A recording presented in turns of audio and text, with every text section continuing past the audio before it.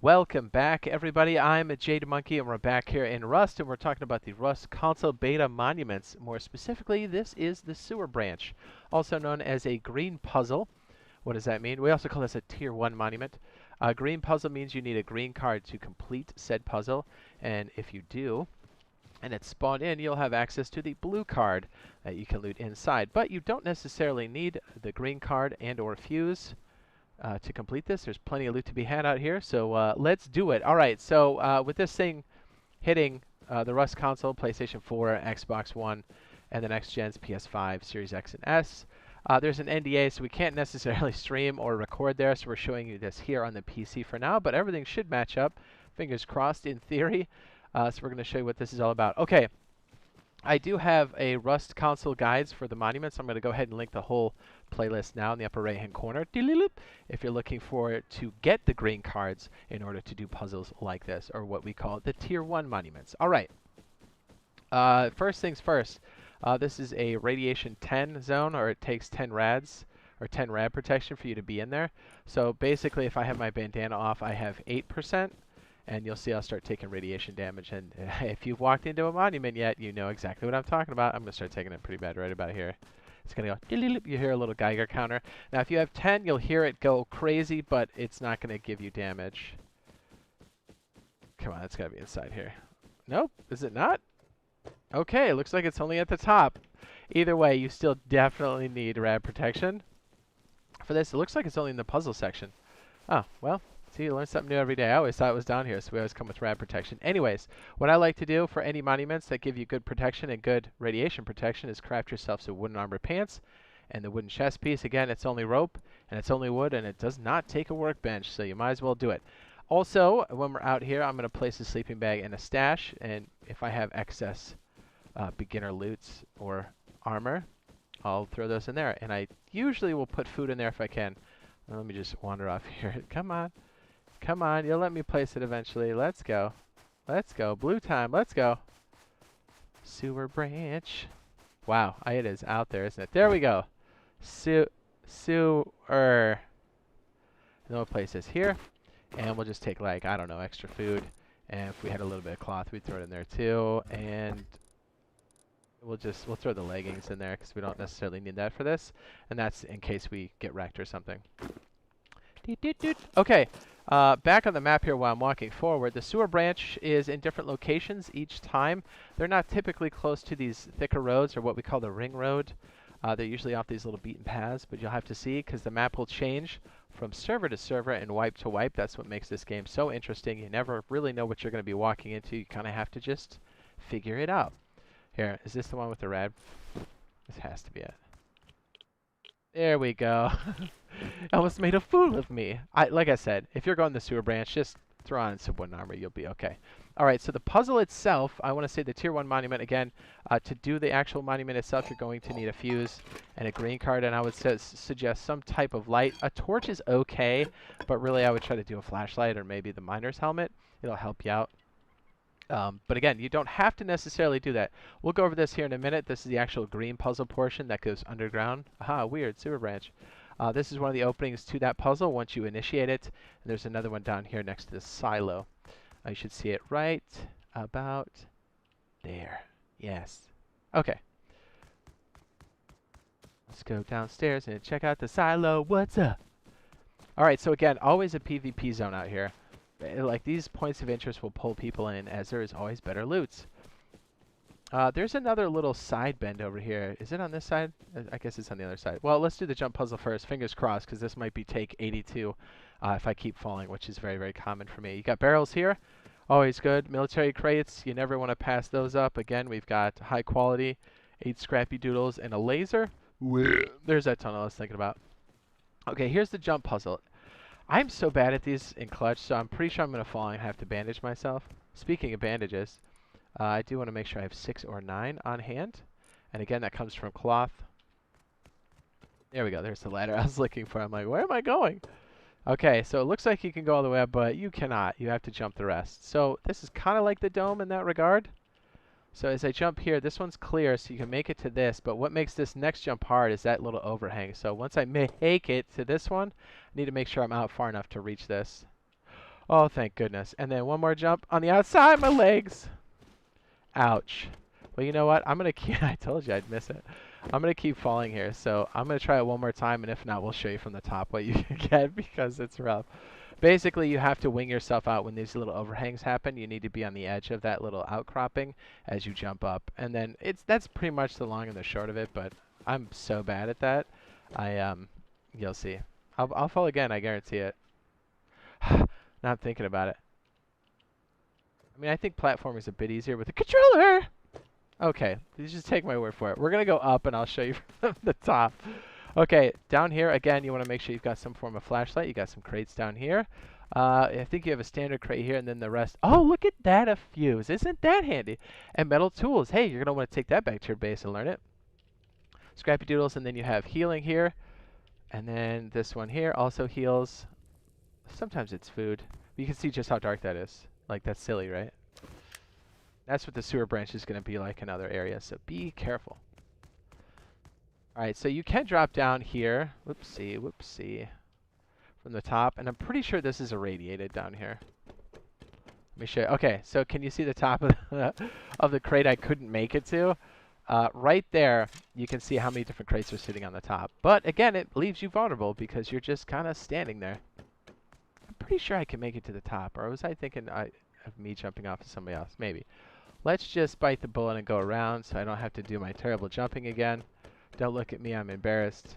1,000 years of shame on my family for years to come. Okay, so we have more barrels on the outskirts now too.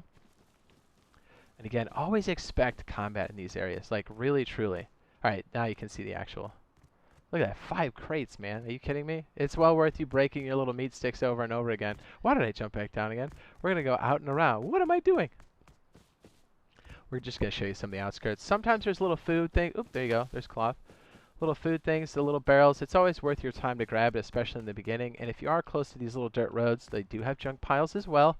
Always worth your time when you're trying to progress through the game. We'll go back around and maybe show you some of the perimeter here, and then we'll go show you the green puzzle itself. Yeah, see, we got more barrels kind of tucked away. There you go. There's a food bin. I like these. They're my friends.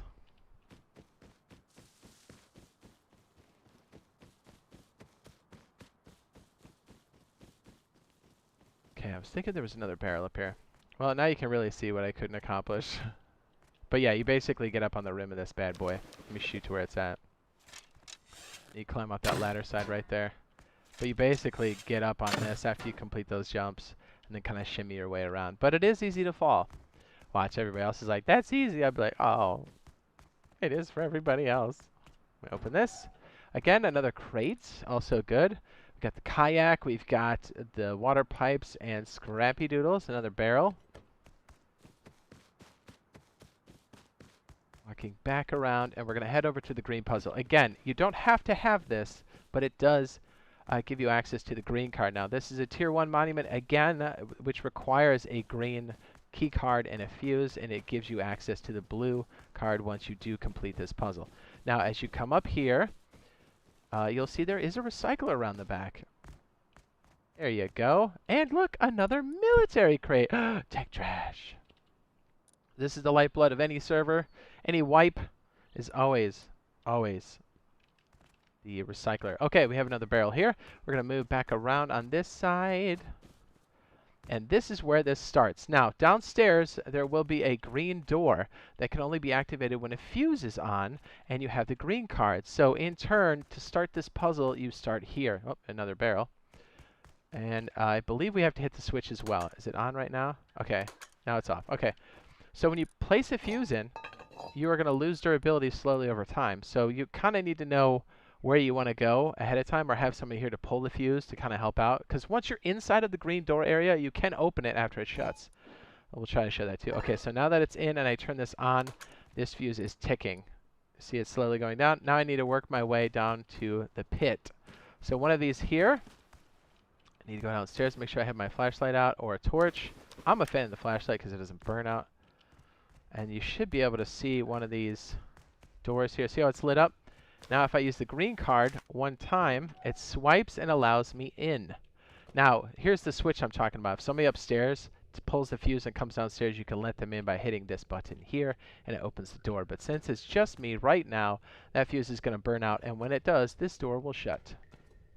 Okay, so busting out the flashlight. This is one of the few, this is one of the little compartments on the way over to the bulkier loot, and not the green card, the blue card itself.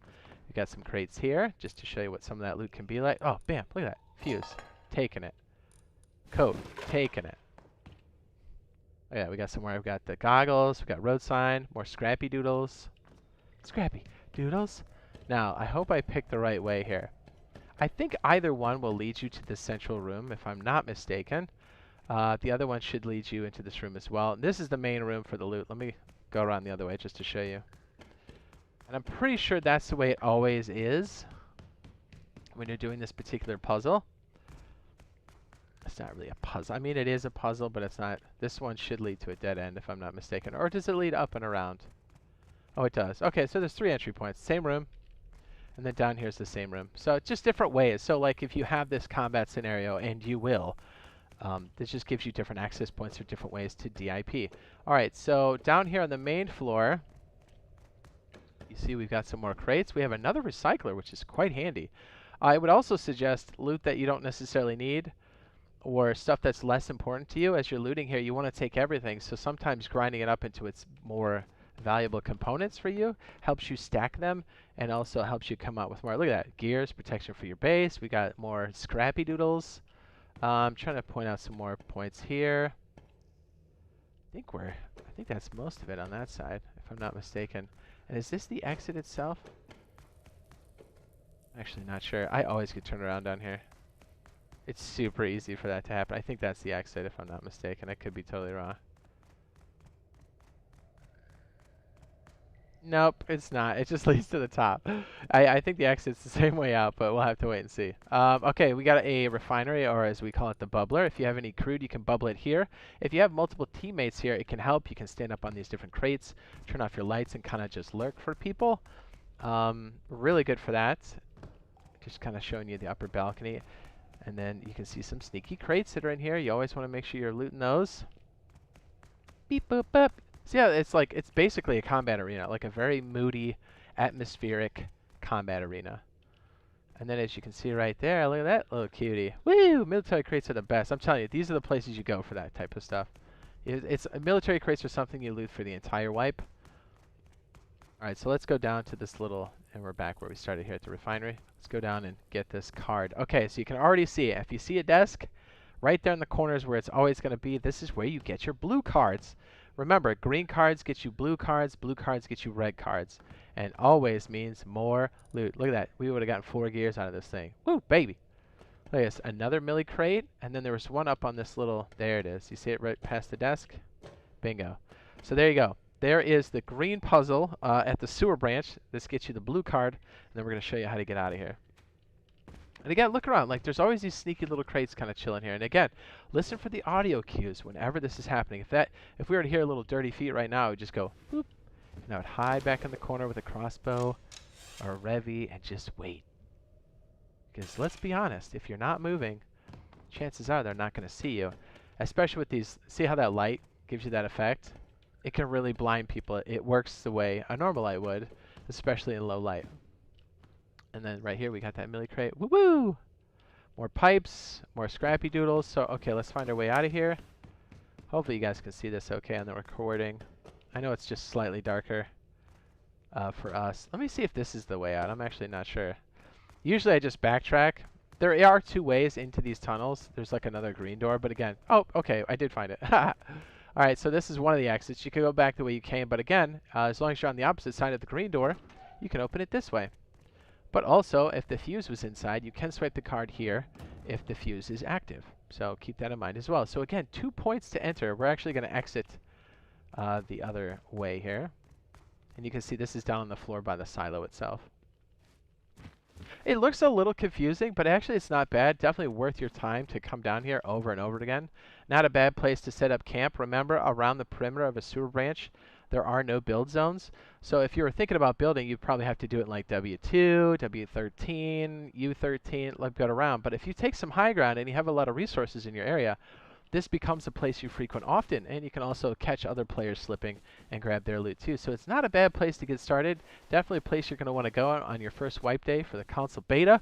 And yeah, I can't wait for this bad boy to come out. If you found this useful, helpful, be sure to drop a like. Be sure to check out my Rust console guides over on my channel. I'll go ahead and link that now in the upper right hand corner, or maybe a video. I don't know if I linked that earlier. I don't know. Either way, it's going to be a green card video, or it's going to be the playlist. Man, I'm bad at this.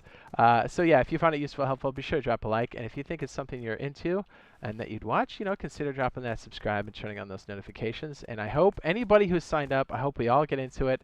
I hope we don't have to wait any longer, and I'm mad excited for this, and I hope we see you guys on the official servers chasing each other with rocks and spears and stuff. It's going to be a blast. All right, we'll see you guys in the next one. Love you. Bye!